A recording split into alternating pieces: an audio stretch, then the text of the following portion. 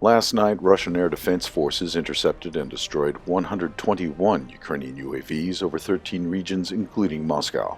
A feature of this massive attack by Ukraine was the use of reactive drones operating at ultra-low altitudes. The most apparent targets of the strikes were the Kremenyi L microelectronics plant in Bryansk and an oil refinery in Ingles in the Saratov region. The Russian armed forces, in turn, launched overnight attacks on military and infrastructure targets in 8 regions of Ukraine. In the Kursk region, the Ukrainian army has pulled new elite units into the Sudsa area, putting them into battle. Russian soldiers at different sectors of the front clashed with Ukrainian airborne assault troop reserve units, SOF units, and new recruits of ex-prisoners. Nevertheless, the Russian military did make significant advances in the direction of Serlidkova and cleared several forest belts in the vicinity of Krylovka. In Chasov Yar, Russian assault troops entered the western outskirts of the town from the northern side near the railroad. East of Pokrovsk, Russian forces are also progressing towards the road near Baranovka.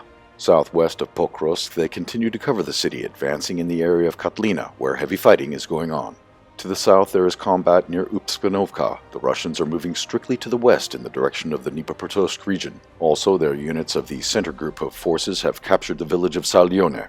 Northeast of Kurahove, forward units of the Russian army carried out raids in the area of the village of Andrivka. Velikaya Novosilka has been cut in two. The Ukrainian forces in the southern part of the town are completely surrounded and have not been able to retreat to the north. Units of the Russian Vostok group are currently taking full control of the right bank of the town and are developing an offensive towards its center. Neighborhoods of Velikaya Novosilka are already being mopped up. Ukrainian soldiers trying to break through the encirclement were destroyed by drone strikes and artillery. On the Zaporozhye front, the Russians are launching drone and artillery strikes on the Ukrainian armed forces supply infrastructure in Orakov. Meanwhile, European officials are trying to get the United States to participate in sending troops to Ukraine as part of a so-called peacekeeping mission after the conflict is resolved. Donald Trump has already expressed his unwillingness to provide Kiev with such security guarantees. The new U.S. administration at the state level does not intend to participate in the reconstruction of Ukraine at all, instead planning to hand it over only to the private sector. Earlier, Ukrainian Prime Minister Denis Shmyhal said that his country needs around $30 billion in annual investments over the next 10 years to recover.